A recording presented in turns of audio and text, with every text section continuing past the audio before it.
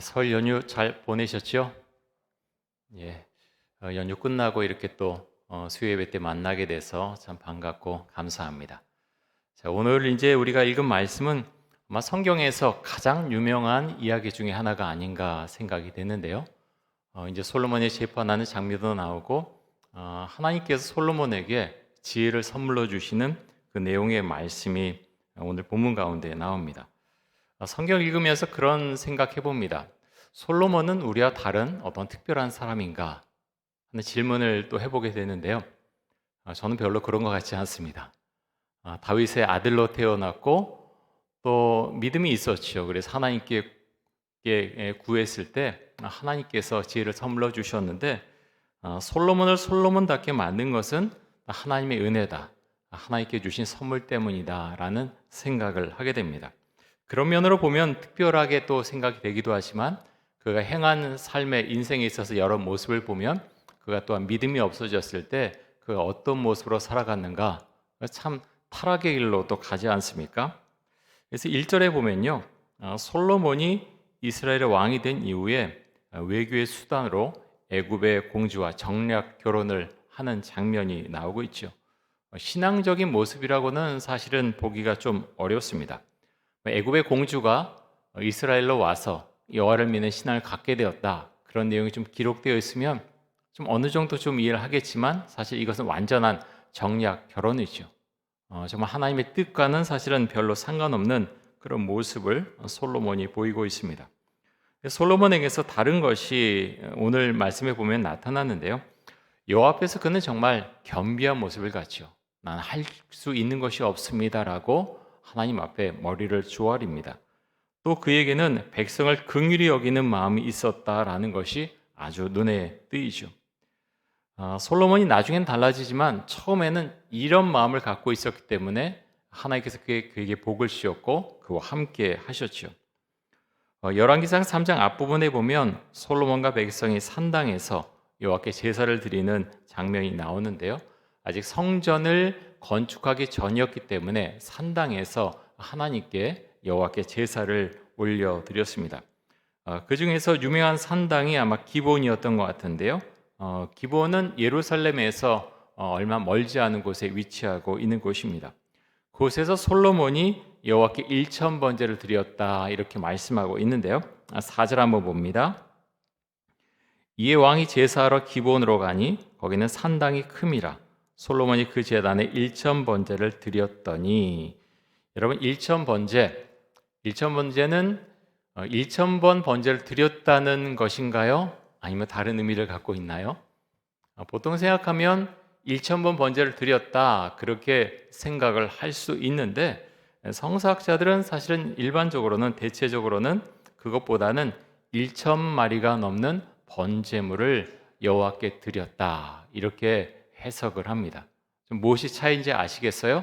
1,000번 나가서 번제를 드렸다기보다는 1,000마리가 넘는 번제물을 그런 번제물을 하나님께 올려드렸다라는 거죠. 1,000마리를 한 번에 다 드릴 수는 없겠죠. 근데 여기서 강조하고 있는 건 그만큼 정성과 믿음으로 하나님 앞에 나와서 많은 예물도 드리고 믿음으로 하나님 앞에 제사 드렸다, 예배 드렸다 하는 점을 성경은 강조하고 있습니다. 하나님께서 우리의 마음을 다 아시지 않습니까? 솔로몬이 만약 뭔가를 바라고 막 그렇게 제물을 막 해서 그렇게 드렸다면 하나님께서 받으셨을까요? 아니겠죠. 하나님은 그 마음을 꿰뚫어 보시는 분이십니다. 솔로몬의 마음이 어떤가 다 보고 있었고 그래서 그의 마음을 아시고 그의 정성과 믿음을 보신 하나님께서 꿈에 나타나시죠. 자, 5절입니다. 이렇게 말씀하시는데요. 우리 같이 한번 읽겠습니다. 기본에서 밤에 여호와께서 솔로몬의 꿈에 나타나시니라. 하나님이 이르시되 내가 내게 무엇을 줄고 너는 구하라. 번역도 참 재밌게 되어 있죠. 무엇을 줄고 이렇게 번역이 되어 있는데 여러분 어떻습니까? 이런 것을 보면서 저도 이제 어릴 때부터 이거 보면서 혹시라도 하나님께서 나에게 너 무엇을 원하냐라고 하면 난 뭐라고 대답을 할까? 그런 생각을 참 성경을 읽으면서 참 여러 번 했던 것 같아요. 여러분 그런 생각 안 하시나요? 나에게 물을 리가 없어. 그렇게 생각할지도 모르지만 뭐 이런 일이 일어날 수 있죠. 하나님께서 내가 너에게 무엇을 해주면 좋겠느냐 이제 물어볼 수가 있는데요. 솔로몬은 이제 지혜를 달라고 하죠. 그럴 때 부귀와 영광도 함께 주었다라고 이제 말씀하고 있습니다. 여러분 우리가 이런 것을 보면서 참 복을 받는 건 너무나 귀한 일인데요. 우리가 성경을 볼 때는 항상 그리스도의 십자가와 사실은 연결해서 함께 말씀을 보는 훈련이 우리에게 필요합니다. 자, 마태복음 16장 24절과 25절 말씀 제가 한번 보겠습니다. 이 말씀 같이 읽겠습니다. 이에 예수께서 제자들에게 이르시되 누구든지 나를 따라오려거든 자기를 부인하고 자기 십자가를 지고 나를 따를 것이니라. 누구든지 제 목숨을 구원하고자 하면 잃을 것이요 누구든지 나를 위하여 제 목숨을 잃으면 찾으리라. 이런 말씀을 보면요, 그런 생각을 하게 되고 또 질문하게 됩니다. 그럼 하나님을 어떻게 믿어야 되지? 하는 질문을 하게 됩니다. 하나님 믿으면 분명히 복 주신다 그랬는데 또 십자가를 따르라 이걸 보면 희생과 헌신을 말씀하시고요. 그래서 사람들이 생각하는 복과 좀 차이가 있지 않습니까? 질문하게 됩니다. 우리는 어떻게 하나님을 믿어야 할까라는 질문을 하게 되죠. 오늘 새벽 기도의 시간에 큐티 본문으로 마태복음 10장 16절부터 나오는 본문의 말씀을 읽었는데요. 거기 보면 예수님께서 12제자를 세상으로 보내시면서 너희가 복음도 전하고 병도 고치고 귀신을 내쫓는 그런 사역을 해라 권능을 주십니다. 그런데요, 세상으로 내보내시면서 이렇게 말씀하십니다. 내가 너희를 보냄이 양을 이리 가운데로 보낸 것 같도다. 그러므로 너희는 뱀같이 지혜롭고 비둘기같이 순결하라. 자, 예수님의 이 말씀을 보면요, 복음을 전하는 것, 또 사역하는 것, 그것이 눈에 보이지 않지만 영적 전쟁이다 하는 것을 사실은 느끼고 알 수가 있습니다. 이어서 예수님께서 그렇게 말씀하시죠. 너희가 복음 전하고 너희가 사역을 감당할 때 유대인들이 너희를 공에 넘겨주겠고 그들의 회당에서 채찍질할 것이다 라고 말씀합니다. 좀 당황스럽지 않나요? 예수님 잘 믿으면 좀 복 받아야 되잖아요. 그럼 복은 좀 가정도 안정되고 좀 재물도 생기고 세상 사람들이 인정하는 성공의 그런 길로 좀 접어들고, 근데 나가서 정말 열심히 복음 전하고 사람들 병 고쳐주고 귀신을 내쫓았더니 예수님께서 뭐라고 말씀하십니까? 유대인들이 너희를 공회로 넘기고 채찍질할 것이다. 좀 연결이 좀 안 되지 않나요? 성경은요 그것을 계속해서 말씀하고 있어요. 실제로 하나님께서는 사실 하나님 잘 믿으면 복 받을 거라고 말씀을 수도 없이 많이 말씀을 하십니다. 그러면 성경에서 말하는 복은 무엇인가? 여러분 가장 큰 복은 무엇인가요? 내가 예수 믿고 구원받는 것. 그것이 가장 큰 복입니다. 구원의 개념이 흔들리면요, 모든 것이 흔들립니다. 사람이 병 걸려서 죽는 것, 우리 가족들 어려움, 그럼 모든 것이 어려움이 올 때 구원의 어떤 개념이 분명히 내가 자리 잡고 있지 않으면 인생 실패를 맛보면 하나님이 도대체 어디 있어? 라고 말하면서 마음이 흔들리고 또 신앙에서 떨어지는 그런 경우들도 많이 있죠. 정말 그렇습니다. 성공 가도를 쭉 걸어가는데요. 근데 하나님께서 다른 것으로 말씀하시고 그렇게 할 수도 있는데 사실 구원에 대한 것이 분명히 자리 잡고 있지 않으면은 우리 신앙에 있어서 참 많이 흔들리고 또 어려울 수 있다고 하는 거죠. 요즘 코로나 때문에 그리고 교회에 대해서 불신하는 목소리가 매스컴에서 참 많이 나와서 복음 전하기 좀 어렵지요? 많이 어렵습니다. 그런데요, 오늘 새벽에 나온 이 큐티 말씀, 새벽 기도의 말씀을 보면서도 그런 생각하게 됩니다. 아니 그렇다고 해서 우리가 나가 복음 전한다고 우리가 매 맞거나 옥에 갇히는가? 아니잖아요. 그래서 이런 성경을 보면요, 어려워요, 힘들어요, 사실 말을 못 하겠어요. 왜냐하면 성경에 나온 위대한 신앙의 사람들보다 우리는 정말 좋은 시대를 살아가고 있거든요. 대한민국에서 태어나서 이곳에서 교회 다니면서 함께 예배드리고 이렇게 수요일에 자유롭게 와서 예배드리고, 이게 얼마나 사실 감사한 일입니까? 성경을 읽다 보면은 그렇지 못한 시대가 너무너무 많았고요. 하나님께서 그 예배를 받지 않으신 시대도 많이 있었습니다. 그걸 생각하면 정말 감사하고요. 여러분 북한은 어떻습니까? 우리 동포인 북한. 그곳에는 사실 성경을 가질 수도 없고 교회가 없지요. 보면 사실 같은 민족인데 어떻게 이런 일이 있을 수 있나 참 마음이 아프고, 이슬람 것만 가도 그렇죠. 중국에도 많은 박해가 일어나고 있고요. 인도도 마찬가지입니다. 경제가 발전되면 그 나라에서 기독교를 박해하는 경우들이 종종 나타나는데 인도나 중국이 그렇죠. 그런 것을 보면서 우리가 좀 더 강한 믿음을 갖고 있어야 되겠고, 그런 마음 가운데서 우리가 복음을 전해야 되겠다, 그런 고백을 하게 됩니다. 자, 하나님께서 솔로몬에게 내가 내게 무엇을 줄까라고 하셨을 때 솔로몬이 이렇게 대답을 드리는데요. 9절 말씀 한번 보겠습니다.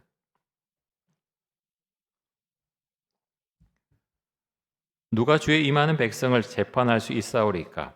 듣는 마음을 종에게 주사 주의 백성을 재판하여 선악을 분별하게 하옵소서. 자기 보면 솔로몬이 하나님께 그렇게 말씀드립니다. 백성들의 소리를 듣는 마음을 달라라고 이제 그렇게 이야기를 하고 있죠. 그래서 선악을 잘 분별하게 해달라고 말씀하고 있는데, 여러분 굉장히 겸손하지 않습니까? 왕이 백성들의 그 소리, 백성들의 마음, 그것을 잘 알 수 있게 해달라고 지금 하나님께 말씀드리고 있지 않습니까? 정치가들이 이런 지금 요것을 말하는 솔로몬의 마음을 갖고 있다면 정치를 잘할 수밖에 없겠지요. 그 마음을 정말 듣고자 한다면 국민들이 원하는 정치를 하지 않겠습니까? 여러분 우리나라 역대 대통령 중에 가장 국민의 소리를 잘 들은 대통령은 누군가요? 사람마다 다를 것 같아요. 조금 이제 안 좋게 전체적으로 평가하는 그런 대통령도 있지만 사람마다 사실은 평가 기준이 다릅니다. 정치 성향도 다르고요. 국민의 소리를 듣는 것이 참 쉽지가 않죠. 대통령이 이제 대통령 선거 유세할 때 뭐 국민의 마당새가 되겠습니다, 뭐 종이 되겠습니다, 별 이야기를 다 하지만 권력을 딱 잡고 나면은 태도가 달라지는 사람들이 많이 있죠. 우리나라만 그런 게 아니고 다른 나라도 비슷한 경우가 많습니다. 그러면서 국민의 소리를 잘 듣는 것이 어려운 이유 중에 하나는 사실 국민의 생각이 다 다르죠. 정치 성향, 어떤 경제에 대한 생각들, 모든 국민의 그런 생각을 다 맞춰줄 수 있는 대통령은 사실은 없습니다. 그러면서 성경 보면서 그런 생각을 하게 됩니다. 대통령은 하나님 앞에 날마다 엎드려 기도해야 된다. 지혜를 구해야 된다. 여러분 그럴 수 있는 거예요. 사람들의 소리를 듣는다고 하는데요. 이 소리 듣고 저 소리 듣고 왔다 갔다 하다가 잘못하면 혼란에 빠질 수 있습니다. 어떤 사람의 이야기를 듣고 했는데 반대편에서는 막 이제 몰아세우죠. 반대편으로 하면 또 다른 쪽에 있는 사람들이 막 뭐라 그럽니다. 그런 가운데서 잘못하면 혼란에 빠질 수가 있고 리더십을 잃어버릴 수 있는데, 그래서 대통령은 그런 정말 최고위층의 리더들은 하나님 앞에 날마다 구해야 지혜를 얻을 수가 있는 것이죠. 예수님은 무엇보다도 이스라엘 백성을 향해서 긍휼한 마음을 가지셨다고 말씀하고 있는데요. 마태복음 9장 35절과 36절 말씀 한번 보겠습니다. 이 말씀 같이 한번 읽습니다. 예수께서 모든 도시와 마을에 두루 다니사 그들의 회당에서 가르치시며 천국 복음을 전파하시며 모든 병과 모든 약한 것을 고치시니라. 무리를 보시고 불쌍히 여기시니 이는 그들이 목자 없는 양과 같이 고생하며 기진함이라. 무리를 보시고 불쌍히 여기는 마음, 그것이 예수의 마음이죠. 정치 지도자들이 이런 마음을 가진다면 세상은 달라지겠죠. 목회자들이 전부 이런 마음으로 목회를 하면은 교회도 많이 달라질 것입니다. 이 마음을 갖기가 쉽지가 않은 거죠. 정치 지도자들 보십시오. 지금도 전쟁이 일어나지만 이런 마음이 있습니까? 사실 없기 때문에 전쟁이 일어나는 거고 끝없이 군대를 동원하고 전쟁으로 내몰아 가는 것입니다. 그래서 예수 그리스도의 마음을 사람들이 가지면, 특별히 지도자들이 가지면 세상은 달라질 수밖에 없는 것이죠. 악의 힘이 그렇게 요동할 때 사람들은 고통을 받을 수밖에 없는 것입니다. 자, 하나님께서는 솔로몬의 대답을 듣고 마음에 들어하셨는데요. 자, 10절부터 13절까지 말씀 보겠습니다. 솔로몬이 이것을 구하매 그 말씀이 주의 마음에 든지라. 이에 하나님이 그에게 이르시되 내가 이것을 구하도다. 자기를 위하여 장수하기를 구하지 아니하며 부도 구하지 아니하며 자기 원수의 생명을 멸하기도 구하지 아니하고 오직 송사를 듣고 분별하는 지혜를 구하였으니 내가 내 말대로 하여 내게 지혜롭고 총명한 마음을 주노니 내 앞에도 너와 같은 자가 없었거니와 내 뒤에도 너와 같은 자가 일어남이 없으리라. 내가 또 내게 구하지 아니한 부귀와 영광도 내게 주노니 내 평생에 왕들 중에 너와 같은 자가 없을 것이라. 솔로몬은 정말 귀한 선물을 받았지요. 세상에선 받을 수 없는 귀한 선물을 하나님께로부터 받았습니다. 그런데요, 나중에 솔로몬이 어떻게 됩니까? 그 모든 것을 잃어버리죠. 지혜를 잃어버립니다. 여러분, 왜 지혜를 잃어버립니까? 다른 것으로 말할 수도 있지만 핵심은요, 솔로몬이 믿음을 잃어버렸기 때문에 지혜도 다 없어지게 됩니다. 솔로몬이 지혜와 부귀와 영광을 받을 때 솔로몬에게는 무엇보다도 믿음이 있었습니다.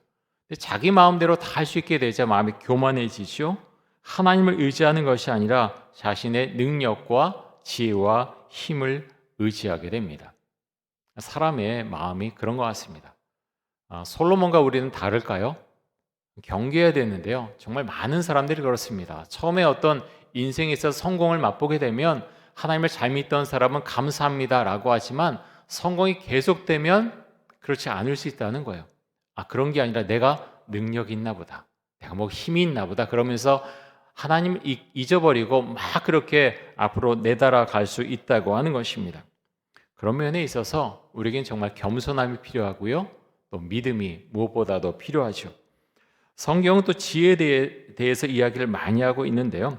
성경에는 지혜롭다라고 이제 칭하는 그런 사람들이 많이 나옵니다. 요셉 같은 경우는 어떻습니까? 노예로 팔려간 상황 가운데서도 그 믿음을 잃지 않지요. 하나님과 동행하며 가자 하나님께서 그를 애굽 총리에 오를 수 있도록 길을 인도해 주시는데요. 요셉이 바로의 꿈을 해석하자 바로가 요셉에게 이렇게 말합니다. 창세기 41장 37절에서 41절까지 제가 읽겠습니다. 바로와 그의 모든 신하가 이를 좋게 여긴지라 바로가 그의 신하들에게 이르되 이와 같이 하나님의 영에 감동된 사람을 우리가 어찌 찾을 수 있으려 하고 요셉에게 이르되 하나님이 이 모든 것을 내게 보이셨으니 너와 같이 명철하고 지혜 있는 자가 없도다. 너는 내 집을 다스리라. 내 백성이 다 내 명령에 복종하리니 내가 너보다 높은 것은 내 왕자뿐이니라. 바로가 또 요셉에게 이르되 내가 너를 애굽 온 땅의 총리가 되게 하노라 하고. 여러분, 믿음을 놓치지 않았을 때 하나님께서 지혜를 주셨고요. 그리고 리더십 있게 해주셨고 애굽에서 총리의 자리에 오를 수 있도록 해주셨습니다. 다윗도 지혜로운 사람이라고 말하고 있는데요. 사무엘상 18장 14절 말씀입니다. 다윗이 그의 모든 일을 지혜롭게 행하니라. 여호와께서 그와 함께 계시니라. 여러분, 공동점이 무엇입니까? 요셉도 그렇고요. 다윗도 하나님께서 그와 함께 하셨다. 사실 성경은 그것을 강조합니다. 하나님께서 그와 함께 하셨을 때 요셉도 다윗도 지혜롭게 행할 수 있었다라고 말씀하고 있고요. 또 성경은 여호와를 경외함이 지혜의 근본이라고 말씀하고 있는데요. 잠언 9장 10절입니다. 우리가 잘 아는 말씀이죠. 이렇게 말씀합니다. 여호와를 경외하는 것이 지혜의 근본이요 거룩하신 자를 아는 것이 명철이니라. 여러분, 그렇지 않습니까? 하나님을 믿는다고 하지만요, 교회를 떠나는 순간에 하나님을 잊어버리고 사는 분들이 많이 있습니다. 제가 이제 청년 시절 생각해 보면 그런 것 같아요. 교회에서 자라나고 모태신앙이고 뭐 학생회 임원도 하고 청년 때 교회에서 성경 공부도 하고 막 그랬는데 돌이켜 생각해 보면 매일매일 주님과 동행하는 그런 삶을 살고자 그렇게 노력했느냐? 그럴 때도 있지만 그렇지 않을 때도 참 많이 있었던 것 같아요. 최소한 밤에 꼭 기도하자. 또 말씀 뭐 주신 것, 뭐 성경 암송 같은 거 열심히 사실 따라갔습니다. 따라갔는데 생각해 보면요, 그렇지 못한 순간도 많이 있었고, 그랬을 때 사실 정말 주와 동행하면서는 지혜, 그 점에 있어서 참 부족한 점이 참 많았다라는 생각을 하게 되고요. 그래서 제가 목회자이지만 신앙생활을 하면 할수록 정말 그 고백을 하게 됩니다. 하나님을 좀 더 잘 믿었다면, 내가 예수를 잘 믿었다면 보다 지혜가 있었을 텐데, 보다 정말 어떤 인생에 있어서 보다 어떤 성숙한 면이 많이 있었을 텐데, 그런 생각을 많이 하게 됩니다. 또 성경은요, 그리스도가 예수님이 하나님의 지혜라고 말씀하고 있는데요, 고린도전서 1장 24절입니다. 오직 부르심을 받은 자들에게는 유대인이나 헬라인이나 그리스도는 하나님의 능력이요 하나님의 지혜니라. 자, 예수님이 하나님의 능력이고 하나님의 지혜라고 말할 수 있고요. 그래서 그리스도를 잘 믿는 것이 바로 지혜로운 삶이다라고 하는 거죠. 그러면서 지혜를 얻으려면 너희가 어떻게 해야 되느냐? 야고보서 1장 5절입니다. 유명한 말씀인데요. 이 말씀 같이 한번 읽습니다. 너희 중에 누구든지 지혜가 부족하거든 모든 사람에게 후히 주시고 꾸짖지 아니하시는 하나님께 구하라. 그리하면 주시리라. 아멘. 여러분 이 말씀 믿으세요? 구하라는 건 기도하라는 거죠. 너희가 지혜가 부족하냐? 우리가 선택해야 될 때가 굉장히 많지 않습니까? 우리 자신의 인생, 어떤 직장 문제, 자녀 문제, 선택해야 될 것이 얼마나 많은지 모릅니다. 그런 가운데 지혜가 필요하죠. 정말 많이 필요합니다. 그래서 우리는 끊임없이 구하고요, 끊임없이 매일 주의 말씀을 보고 묵상하고 기도할 수밖에 없어요. 왜냐하면 그렇지 않았을 때 마치 끈을 놓으면 팍 풀어지는 것처럼 우리는 어떤 선택의 순간, 지혜가 필요할 때 정말 주의 말씀을 붙잡고 기도하지 않으면 갑자기 인생이 엉킬 수 있기 때문에 그렇습니다. 그래서 오늘 야고보서 1장 5절 말씀, 우리가 잘 아는 말씀이지만 정말 그런 것 같아요. 많은 말씀이 그렇지만 내가 이 말씀을 그냥 알고 있는 것과 이 말씀을 믿고 그대로 기도하는 것, 너무나 많은 차이가 있을 수밖에 없죠. 여러분, 그래서 우리가 이런 말씀을 봤을 때요, 주님께서 이렇게 말씀하시지 않았습니까? 너희 중에 지혜가 부족하거든 하나님께 구하라. 그리하면 주시리라 라고 말씀하셨습니다. 우리가 아멘으로 이 말씀을 받아들이고요, 우리가 하나님께 구할 때 내가 어떻게 해야 될지 모르고 어떨 땐 두려워하고 염려 가운데 있을지라도 주 앞에 구하면 꾸짖지 아니하시고 후히 주시는 그 하나님께서 지혜를 너에게 주신다라고 말씀하셨습니다. 그래서 조지 뮬러처럼 정말 저는 그 생각 잊을 수가 없어요. 조지 뮬러 책 읽으면서 가장 많이 이제 마음속에 남는 것은요, 조지 뮬러는 성경책을 펴놓고 그 구절을 펴놓고 주 앞에 기도했다는 것입니다. 나의 생각이 아니라 주님, 주께서 이렇게 말씀하지 않으셨습니까? 이것을 가지고 제가 기도하오니 그대로 이루어 주옵소서라고 기도했을 때 그렇게 많은 기도의 응답을 받았다고 하는 것입니다. 그래서요, 여러분, 말씀은요, 말씀 따로 읽고 기도 따로 하고 그런 게 아니고요, 말씀 가지고 기도하는 겁니다. 주님께서 이렇게 말씀하지 않으셨습니까? 이 구절을 가지고 주 앞에 기도하는 거예요. 주께서 이렇게 하신다고 말씀하셨사오니 그대로 이루어 주옵소서라고 주 앞에 기도할 때 주의 능력이 우리에게 임하는 것입니다. 우리가 그렇게 기도할 수 있기를 원합니다. 자, 솔로몬이 믿음을 잃지 않았다면 그는 다윗 같은 인생을 살았을 것입니다. 물론 솔로몬 지혜가 있었고요, 많은 이들에게 지금까지 칭송을 받는 사람이지만, 하지만 굉장히 아쉽죠. 그가 이방 종에 빠지지 않고 이방 여인들에게 빠지지 않았다면 믿음을 잃지 않았을 것이고, 그래서 사실은 그 이후에 솔로몬 이후에 나라가 갈라지지 않습니까? 그의 아들 르호보암 때 북에 있는 북이스라엘은 여로보암이 통치하고 남유다는 르호보암이 통치를 하게 되는데요, 솔로몬의 잘못된 그런 신앙과 믿음 때문에 나라가 둘로 갈라지게 되는 것이죠. 자, 열왕기상 3장 14절 말씀 봅니다. 이렇게 말씀합니다. 내가 만일 내 아버지 다윗의 행함같이 내 길로 행하며 내 법도와 명령을 지키면 내가 또 내 날을 길게 하리라.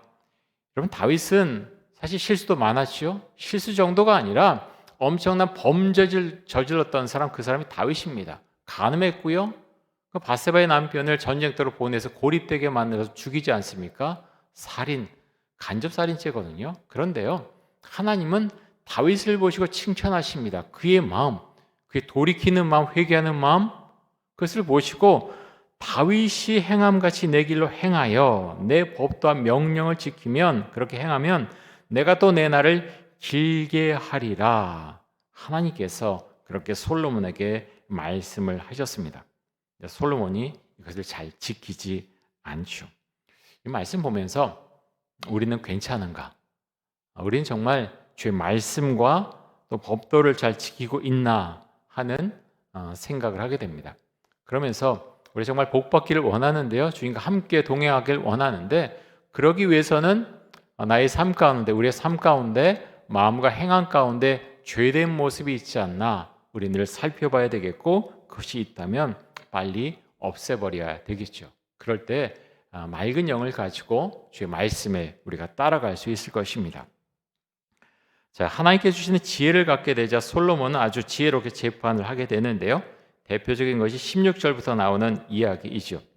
이야기를 다 알고 계신데요, 두 명의 창녀가 있었는데 사흘 간격으로 아이를 낳게 되죠. 그런데 어느 날 잠을 자다 보니까 아이가, 한 여자의 아이가 질식사해서 죽게 되죠. 그럴 때 참 이 여자가 너무 악하지 않습니까? 그러면 자기가 잘못해서 그렇게 했으면 아이를 위해서 참 애도하는 마음을 갖고 그게 장례를 치르면 되는데, 그렇지 않고 다른 여자의 아기와 그를 바꾸게 되죠. 몰래 엄청난 범죄를 저지르게 되는 거죠. 그런데 죽은 아이를 안고 있던 그 엄마가 일어나니까 자기 아이인지 남의 아이인지 분명히 알지 않습니까? 남의 아이인 것을 알고 그 여자에게 그것이 바뀌었다고 이야기를 했겠죠. 하지만 여자는, 그렇게 악한 여자는 그것을 받아들이지 않고 재판까지 가게 됩니다. 솔로몬이 어떻게 합니까? 증거가 전혀 없었는데 칼을 가져서 그 아기를 둘로 나누라고 하죠.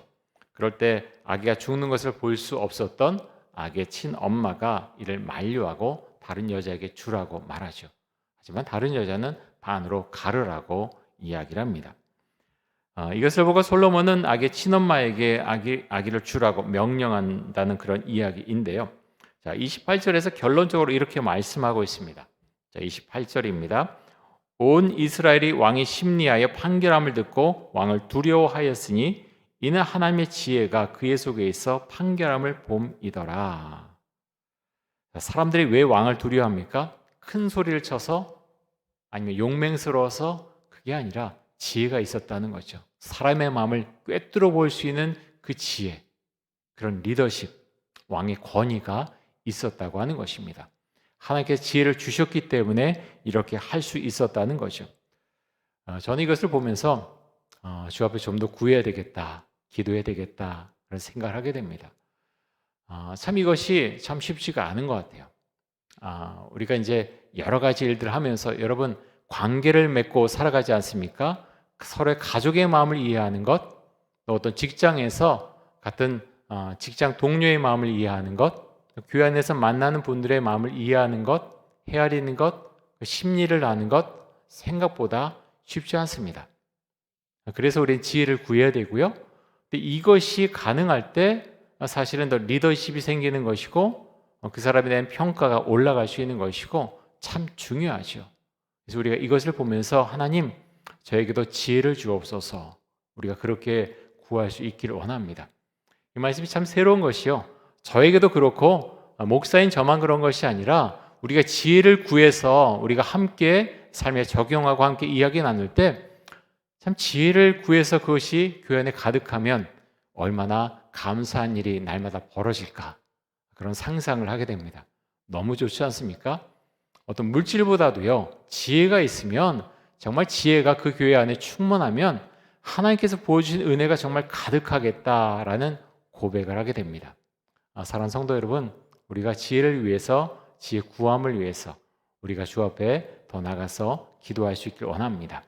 여러분이 사업하는 것, 또 직장 다니는 것, 또 여러분의 신앙, 가정, 또 교회를 위해서 또 기도하시면서 지혜를 구하는 여러분과 제가 될 수 있기를 원합니다.